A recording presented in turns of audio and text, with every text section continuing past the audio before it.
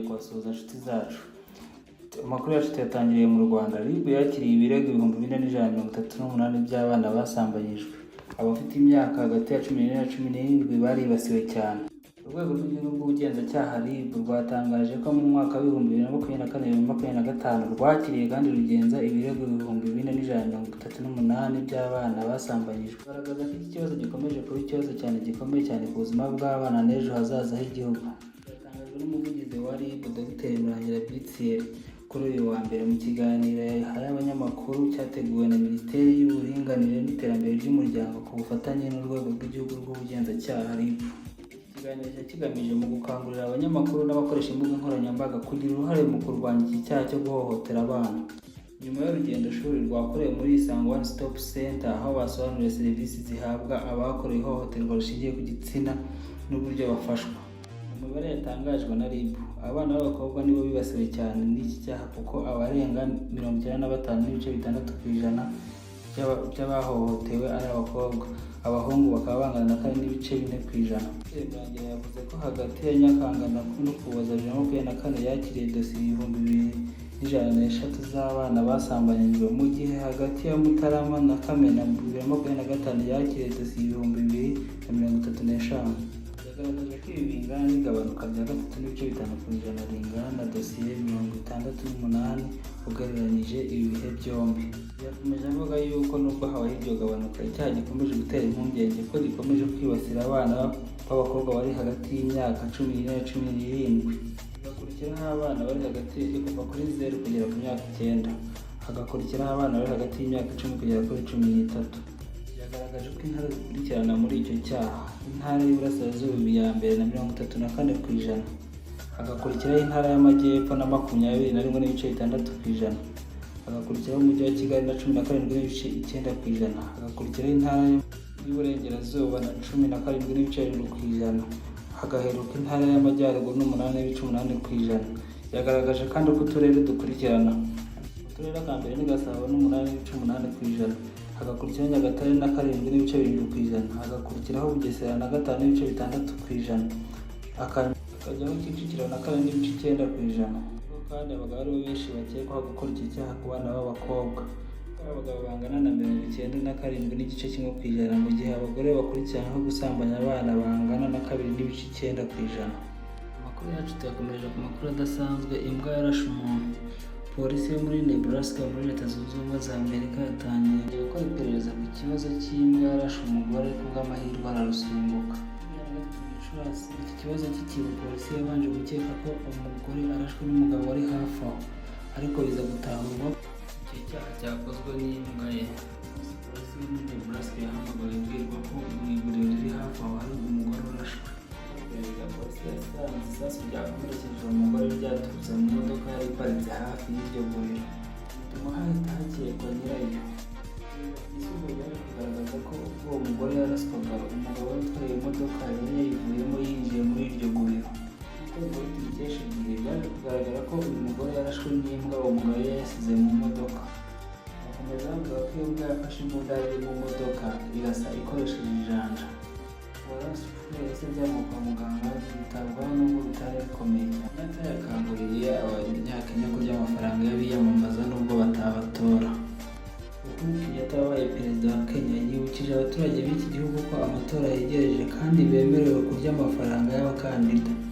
Yabigarutse kuri uwa 25 Gicurasi mu kiganiro yagiranye n'abayoboke b'ishyaka Jubilee mu gace ka Kiambu. Amatora y'umukuru w'igihugu ateganyijwe mu mwaka wa 2027. Ishyaka rya Kenyatta ryagennye Fred Mutiang'a wabaye minisitiri w'umutekano mu gihugu ko uzarihagararira mu mwanya wa perezida wa repubulika. Kenyatta yasabye abayoboke b'iri shyaka kuzatora umuyoboke w'iri shyaka Fred Mutiang'a. Yakomeje ababwira ko bemerewe kurya amafaranga y'abandi bakandida nubwo batazabatora. Yagize ati, amatora ari hafi, ntimuzavuge ko ntababuriye. Abanyapolitike bazaha amafaranga, nta kibazo kirimo kurya ayo mafaranga, ariko nibigera mu gutora muzakore amahitamo akwiriye. Ijambo rye Kenyatta yikomye ubutegetsi bwa William Ruto, ashinja ko aho kwita ku bibazo by'abaturage, abayobozi batangiye kuryana hagati yabo. yavuze ko ariko yari yarababwiye mu mwaka w'ibihumbi bibiri na makumyabiri na kabiri ariko bavunira ibiti mu matwi baranga batora ruto. Amakuru yacu tuyakomereje ku muburo. Dr Murangira yihanangirije abantu bahinduye imbuga nkoranyambaga nk'urukiko rwa rubanda. Igihe imbuga nkoranyambaga zikomeje kuba urubuga abantu banyuzaho amarangamutima yabo, ibibazo byabo ndetse n'ibirego bifitanye isano n'amategeko.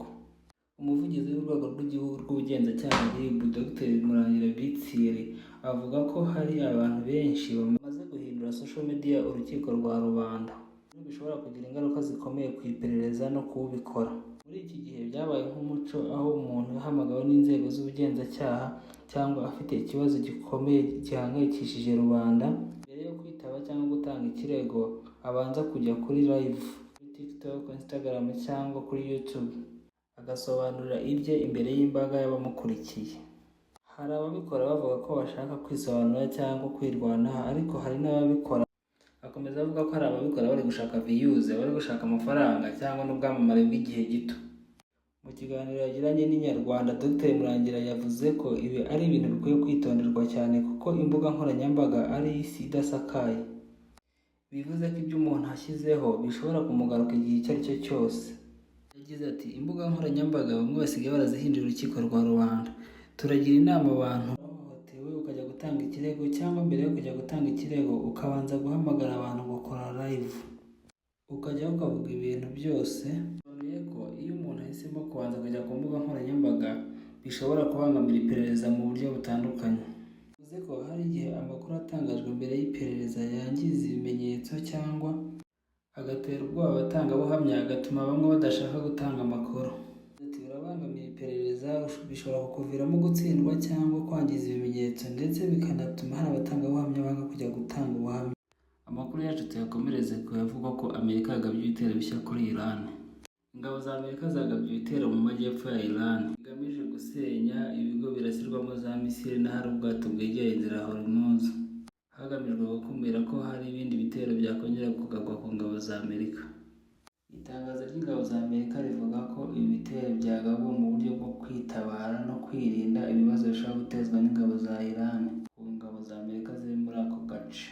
Umuvugizi w'ibirindiro by'ingabo za Amerika ziri mu burasirazuba bwo hagati, Kapiteni Tim Hawkins, yavuze ko Amerika ikomeje kurinda ingabo zayo binyuze mu kugumisha umwanzi ahari no mu gihe bari mu biganiro byegereye umuhoro wa Hormuz.